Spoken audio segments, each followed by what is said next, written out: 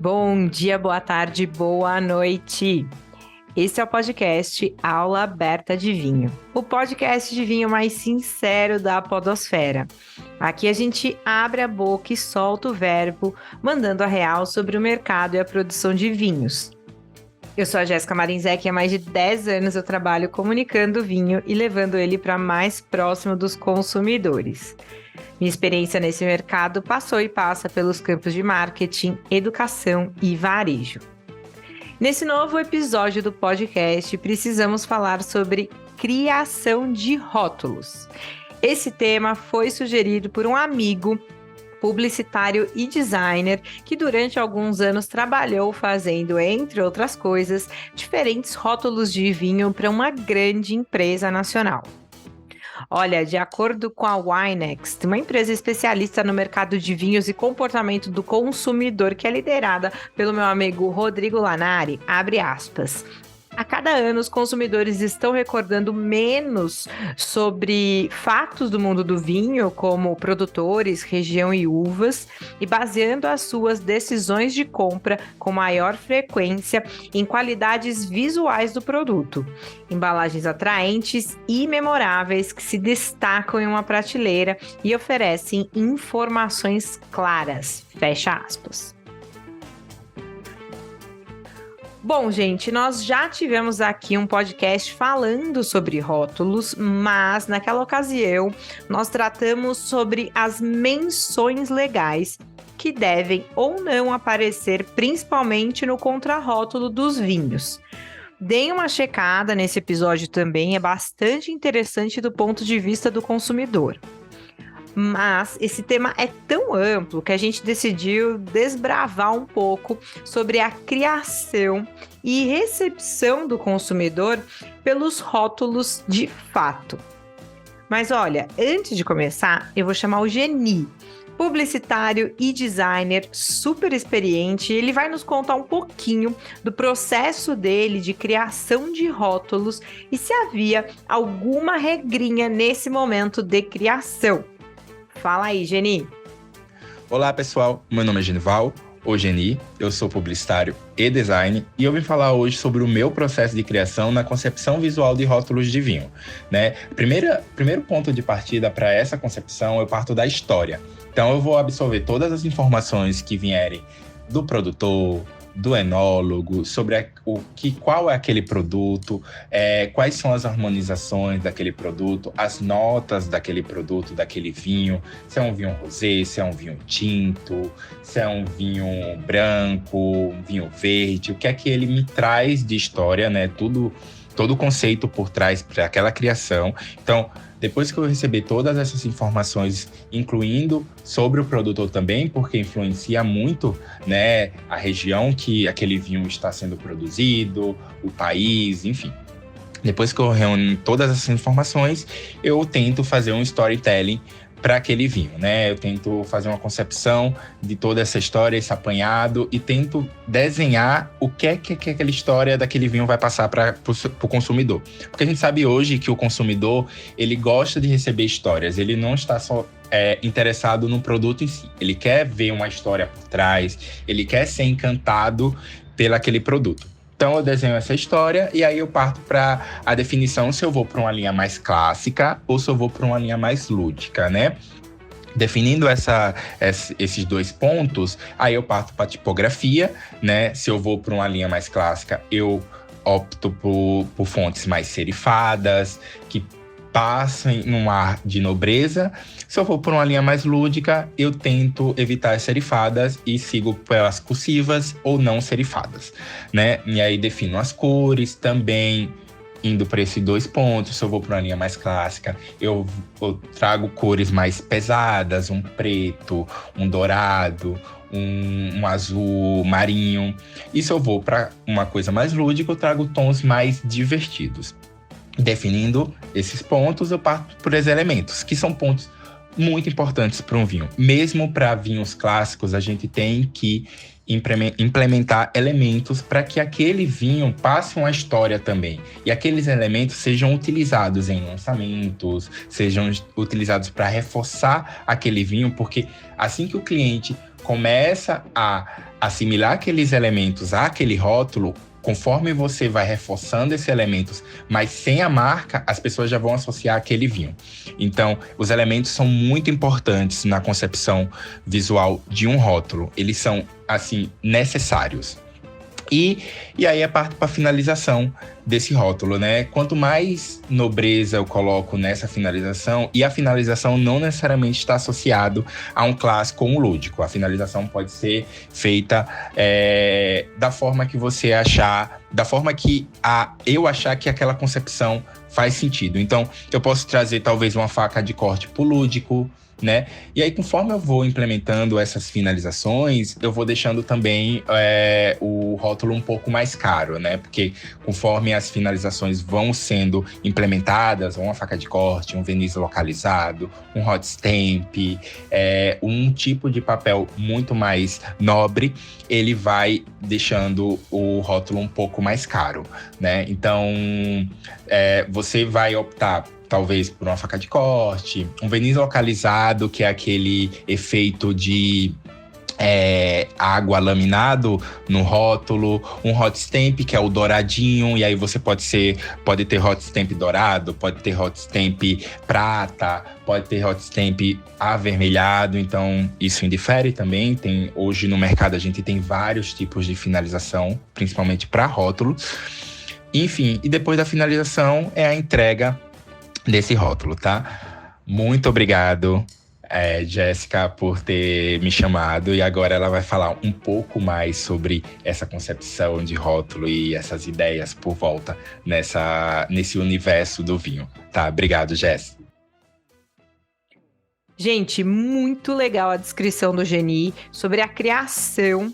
E de fato, né, tem muito briefing, muita pesquisa, muito detalhe, né? Eu vou fazer um rótulo aqui, mas e aí a faca desse rótulo, né? A faca tipo molde, de forma mais grosseira. Pode deixar esse vinho muito mais caro, porque de fato nem todas as gráficas vão conseguir fazer impressão. Enfim, detalhes, tipo de papel, muita coisa, né? Mas olha, eu trouxe aqui alguns insights de pesquisa para vocês, tá? Primeiro deles, e de acordo com o site Dimensional Insight, alguns estudos feitos mostraram que as pessoas se apegam mais a rótulos de cores quentes versus cores frias. E que em vinhos acima de $20, ou seja, essa pesquisa não foi feita no Brasil, foi feita fora do país, e esse é um grande ponto, a gente tem pouquíssimas pesquisas aqui no Brasil. Mas voltando, né? Vinhos acima de $20, o consumidor, em geral, prefere rótulos mais tradicionais versus os mais modernos e, quiçá, divertidos, tá?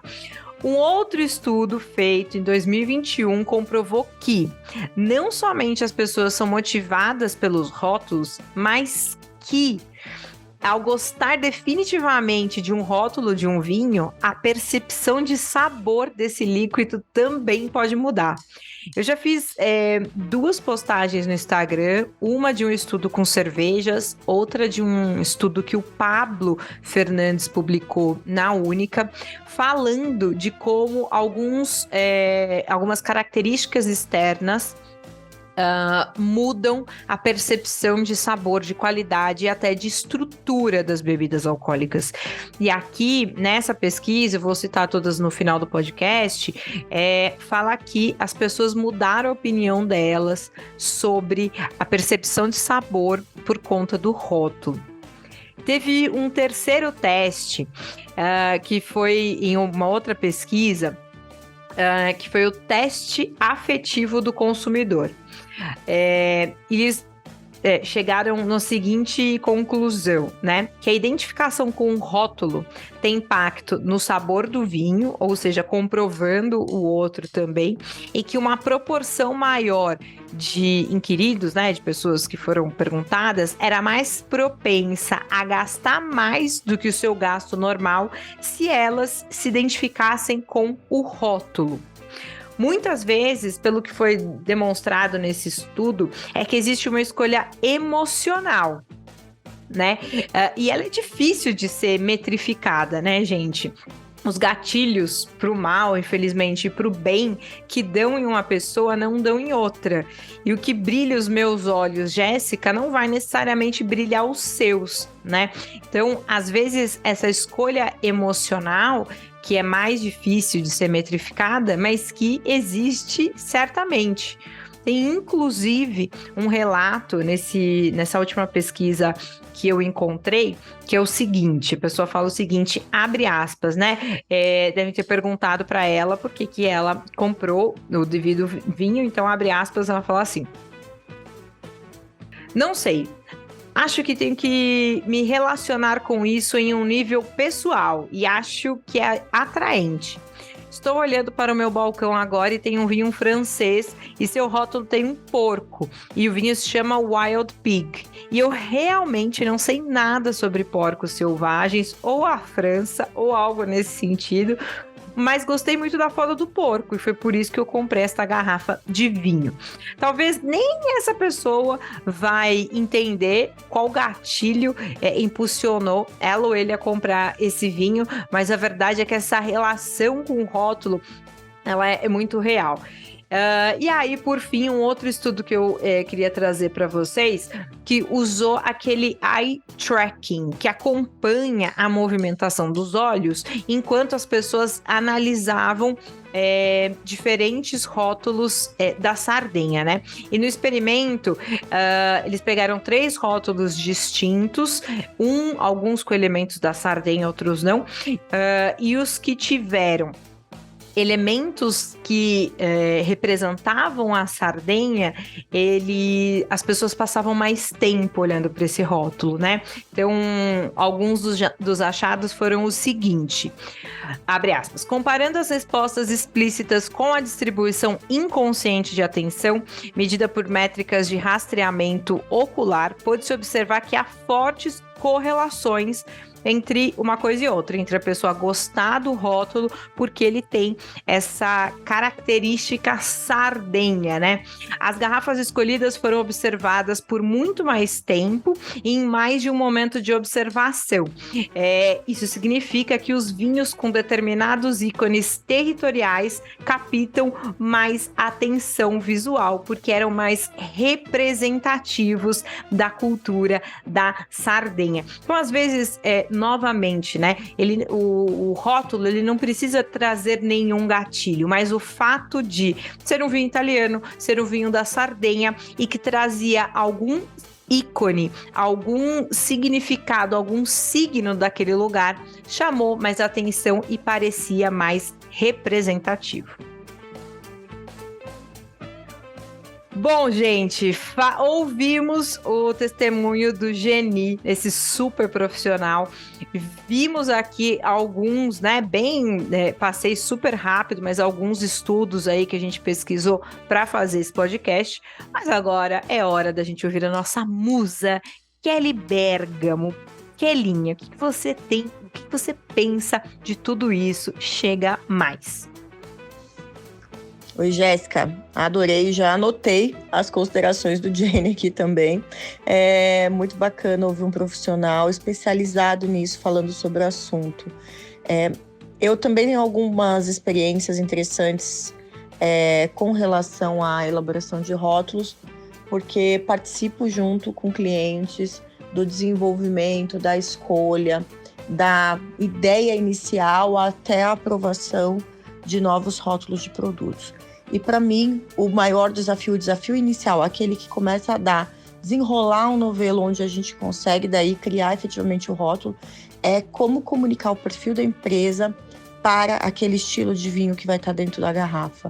Por mais que seja uma empresa conservadora ou uma empresa muito moderna, o perfil daquele vinho tem que estar comunicado na etiqueta, tem que estar comunicado no rótulo. A questão é como fazer esse elo efetivamente acontecer.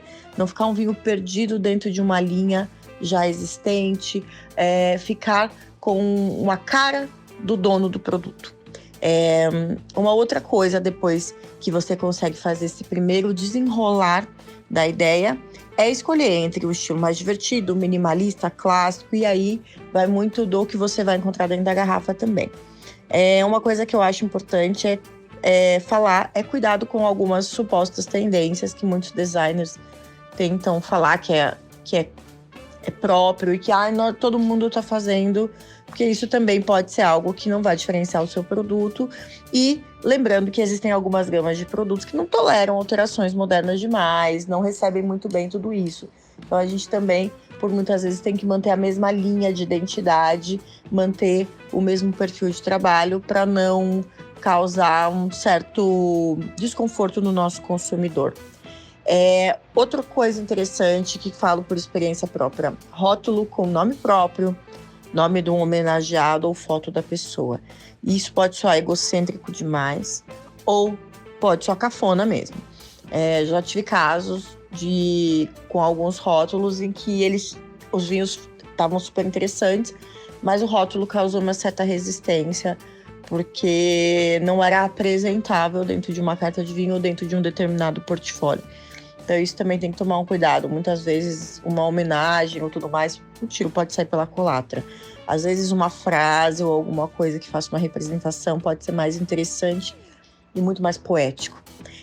Uma outra coisa bacana que eu acho super legal, que tem muita gente fazendo agora, é associando uma playlist ao produto. Então eu vi isso já em alguns rótulos do Brasil. A Sacramento tem algum, o Sanabria também tem, que aliás tem rótulos lindíssimos que homenageiam a música popular brasileira. Acho também super bacana, às vezes, como eu estava comentando dessa questão de homenagear uma pessoa e tudo mais, colocar uma referência, colocar um QR Code que leve para uma história e tudo mais, que faça uma explicação para que esse rótulo tenha um diferencial, mas que você não acabe perdendo a possibilidade de mostrar um bom produto por pecar pelo excesso. E é isso. Agora eu quero te ouvir, Jéssica. E você, qual a tua experiência nesse assunto? Bom, gente, eu amo porque a Kelly sempre traz essas experiências pessoais e é muito legal sempre ouvir a dona Kelly Bergamo. Olha só, minha experiência pessoal, deixei para falar isso um pouco mais no final, tá? O que eu percebi do público durante tempo de mercado. E cara, nenhuma pesquisa perceber de volume de compra, de que a galera tava levando mais. Rótulos pretos e dourados. Preto e dourado. E ainda se tivesse redinha, não importa. Podia ser da Austrália, do Chile. A galera via mais valor em rótulos assim. Rótulos tradicionais versus rótulos modernos.